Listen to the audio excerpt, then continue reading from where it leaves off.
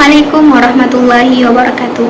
Alhamdulillah kita dapat bertemu dalam sebuah diskusi ilmiah atau sebuah program pengisian ilmu, iaitu forum bertemakan menilai dampak negatif pengaruh LGBT terhadap struktur sosial masyarakat pada hari ini. Saya Masyita binti Sabri sebagai moderator anda pada hari ini akan bersama para panel kita mengupas sedikit sebanyak tentang nilai dampak negatif pengaruh LGBT terhadap struktur sosial masyarakat pada hari ini.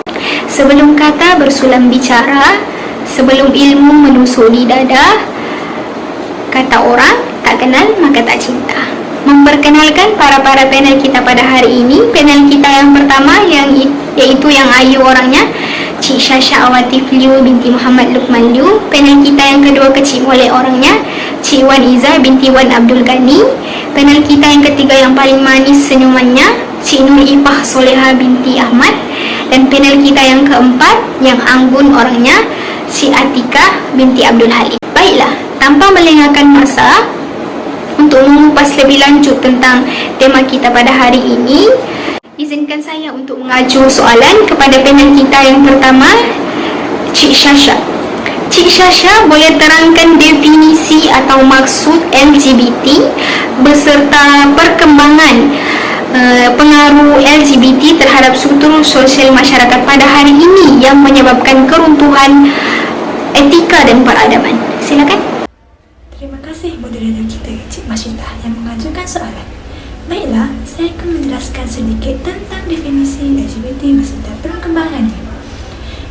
Lesbian, gay, bisexual dan transgender sebuah kumpulan yang membentuk satu badan bebas di luar negara untuk membantu dan memperjuangkan kumpulan yang mengalami kecelaruan terima ini. LGBT adalah suatu perkara yang agak sukar untuk dibincangkan di halayak ramai. Tapi sekarang perkara setakat ia dibincangkan, bahkan siap buatkan perarakan dan demokrasi. Tahun 1980, hanya wujud golongan pondan dan maknyah di Malaysia. Pada tahun 1950-an, berkembangnya di Malaysia golongan mereka yang LGBT memberi kejutan besar terhadap masyarakat Malaysia. Penolong pengarah kanan cawangan sosial Dr. Muhammad Rizal Muhammad Usul berkata, sebanyak 310,000 golongan homoseksual dicatat pada tahun ini berbanding 173,000 orang yang dicatatkan pada tahun 2013. Terima kasih Cik Syasha atas penerangan definisi dan perkembangan yang begitu jelas tadi. Seterusnya saya ingin mengajukan soalan kepada panel kita yang kedua, iaitu Cik Wan.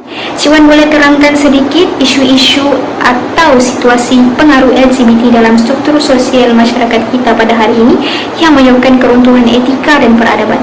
Silakan. Terima kasih kepada moderator Masyita. Kita tahu bahawa Malaysia adalah sebuah negara yang didominasi oleh budaya dan nilai-nilai tradisional yang kuat, terutama daripada perspektif Islam yang majoritisnya di antara penduduk adalah agama Islam.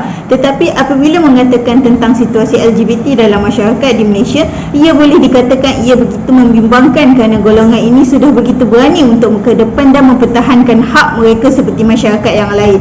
Pemerintah Malaysia secara rasminya tidak mengakui ataupun mendukung hak-hak LGBT ini. Terdapat juga undang-undang yang mengkriminalisasi perilaku LGBT di Malaysia. Hubungan sesama sejenis atau nama lain dia sebagai homoseksualiti adalah ilegal di bawah undang-undang Malaysia yang berdasarkan kepada kod pidana.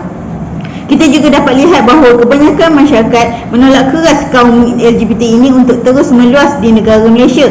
Akan tetapi sebahagian pandangan berbeza yang bermaksud ia terbuka kepada semua orang dan mereka juga mempunyai hak yang tersendiri. Kerana kita memfahami ke semua masyarakat, bukan sahaja masyarakat daripada agama Islam, bahkan daripada masyarakat berlainan agama juga, kebanyakannya bersetuju tentang perkara ini dibantah supaya tidak berkembang dengan lebih luas. Selain itu, masyarakat Malaysia secara luas masih memandang LGBT dengan stigma dan diskriminasi. kelompok LGBT ni seringkali menghadapi tekanan sosial, intimidasi dan bahkan kekerasan daripada masyarakat dan keluarga mereka tersendiri. Namun demikian, terdapat juga sebahagian masyarakat Malaysia yang berupaya memperjuangkan hak-hak LGBT ni dan menyokong untuk kesejahtera dan perlindungan bagi kaum LGBT ini. Gerakan hak asasi manusia aktivisme LGBT telah menjadi semakin aktif dalam beberapa tahun terakhir ini, meskipun mereka sering menghadapi cabaran daripada kelompok-kelompok yang menentang LGBT. Secara keseluruhan, situasi LGBT di Malaysia ni mencerminkan dinamika secara tradisi dan modernitas, agama, masyarakat dan hak asasi manusia yang terus berkembang di negara ini. Terima kasih Cik Wan atas penerangan yang begitu jelas tadi. Seterusnya kita akan beralih kepada soalan yang ketiga untuk panel kita yang ketiga, iaitu Cik Ifa. Cik Ifa, sememangnya isu-isu LGBT ini menimbulkan kesan. Oleh itu, boleh memberi penerangan atau penjelasan tentang kesan-kesan pengaruh LGBT terhadap struktur sosial masyarakat kita pada hari ini.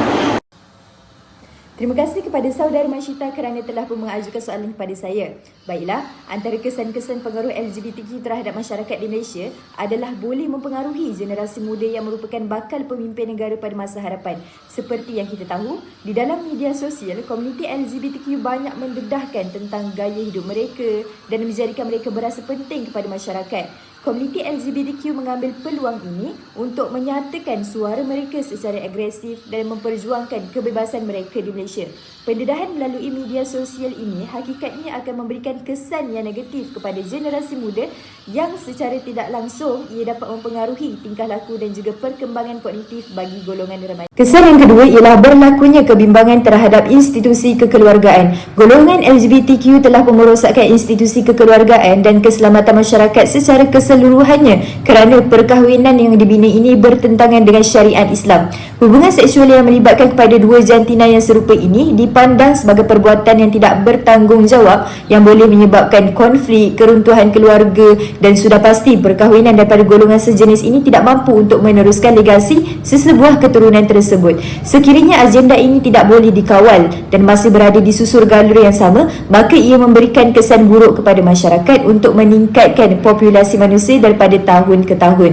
Kemudian, aktiviti LGBTQ dianggap sebagai tindakan yang memalukan dan menghina tidak hanya kepada individu yang terlibat tetapi juga kepada keluarga mereka. Sekiranya salah seorang daripada ahli keluarga terlibat dalam ketertarikan untuk melakukan seksual yang tidak normal, perbuatan ini akan mencetuskan perasaan malu, kecewa dan hilangnya kepercayaan antara ahli keluarga. Bagi beberapa masyarakat, keyakinan agama memainkan peranan penting untuk mendorong pemahaman bahawa tindakan yang tidak normal ini adalah berdosa besar dan menyalahi nilai-nilai moral yang dianjurkan oleh agama. Oleh itu, penting untuk kita mendidik individu dalam masyarakat tentang nilai-nilai moral dan etika yang positif dan menanamkan sikap hormat dalam kekeluargaan. Itu sahaja daripada saya. Terima kasih. Terima kasih Cik Ifa atas penerangan yang begitu jelas tadi.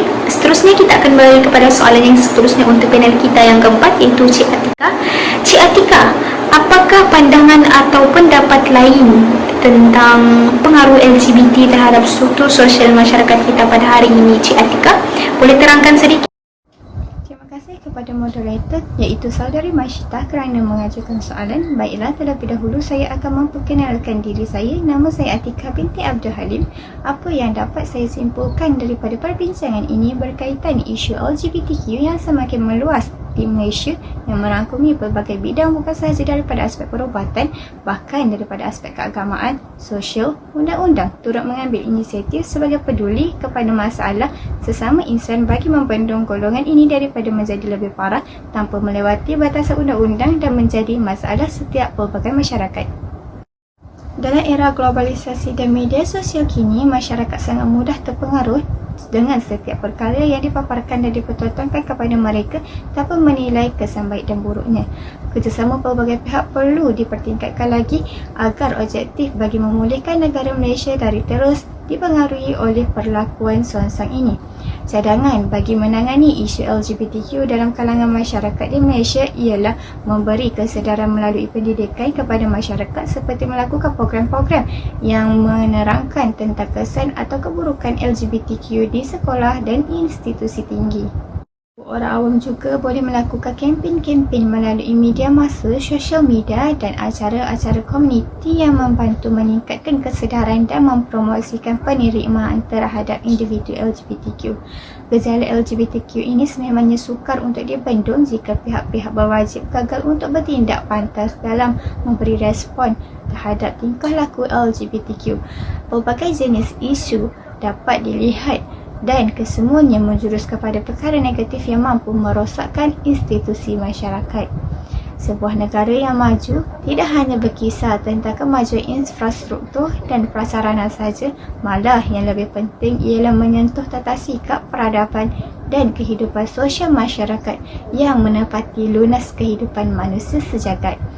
Jadi itu sahaja daripada saya. Terima kasih.